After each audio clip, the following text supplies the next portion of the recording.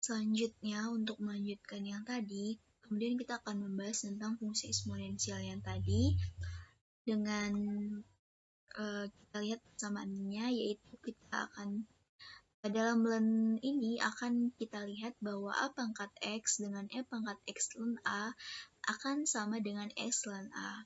Kita bisa buktikan hal ini dengan mengetahui sifat-sifat dari eksponensial. Seperti sifat eksponensial pada umumnya, yaitu dengan a b lebih besar dari 0 untuk x dan y adalah bilangan real. Maka untuk yang pertama, yaitu ada a pangkat x, a pangkat y, yang merupakan a pangkat x tambah y. Ini merupakan rumus-rumus ataupun fungsi-fungsi pernyataan-pernyataan dasar. Untuk yang pembuktian kita bisa melihat yang kedua, misalnya a pangkat x per a pangkat y merupakan hasil dari eksponensial dari untuk dieksponensialkan, maka hasilnya akan menjadi a pangkat x kurang y dengan menggunakan fungsi ln tersebut. Kemudian untuk aturan fungsi umumnya, kita bisa menggunakan fungsi dx a pangkat x sama dengan a pangkat x ln a.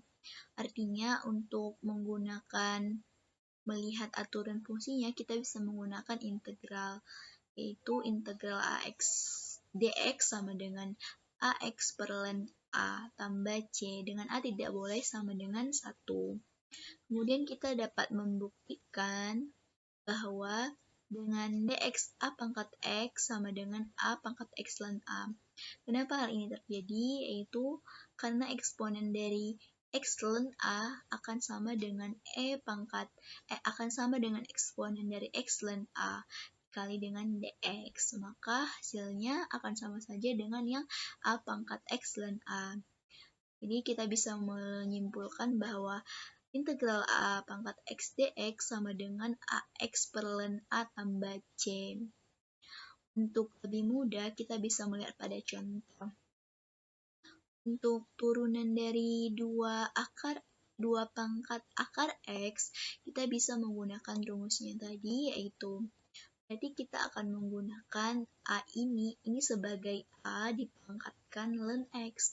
Maka kita menggunakan rumusnya, yaitu a ln x dengan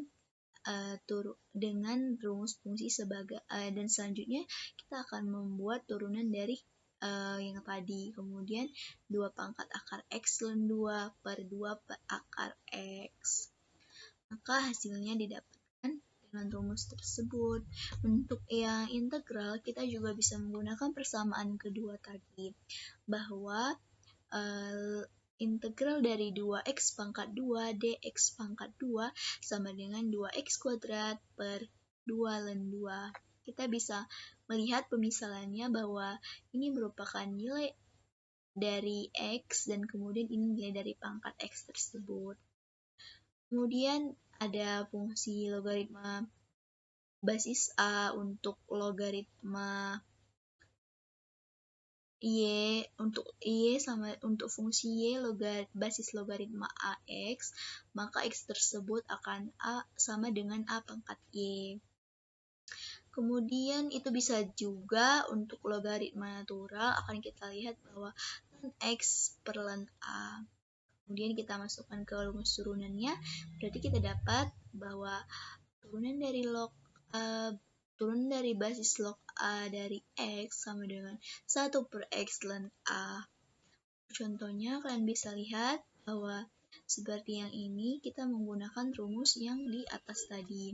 1 per x ln a, berarti 1 per x, ini adalah nilai x, kemudian ln a-nya adalah 10.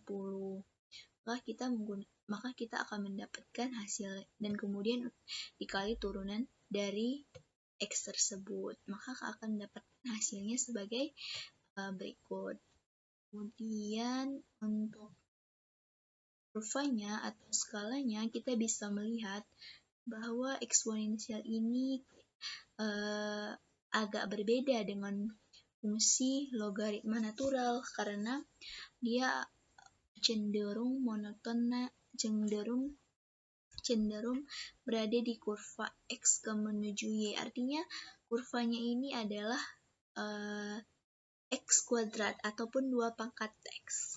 Seperti yang kita ketahui bahwa skala sumbu X dan Y tidak akan sama atau agar berpotongan antara kurva terlihat jelas. Maksudnya dalam kurva tersebut meskipun garisnya mendekat ataupun sejajar tidak akan pernah terhimpit antara fungsi eksponensial dengan fungsi pangkat untuk A yang konstan.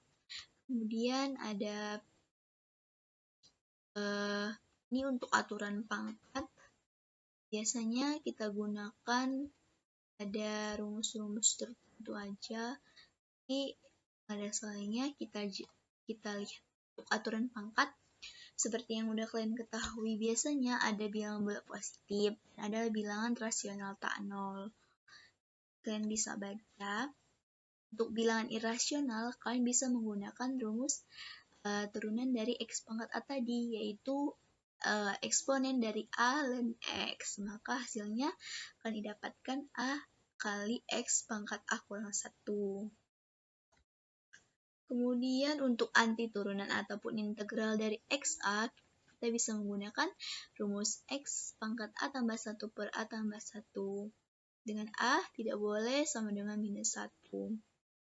Kemudian untuk turunan dari X pangkat X, kita menggunakan rumus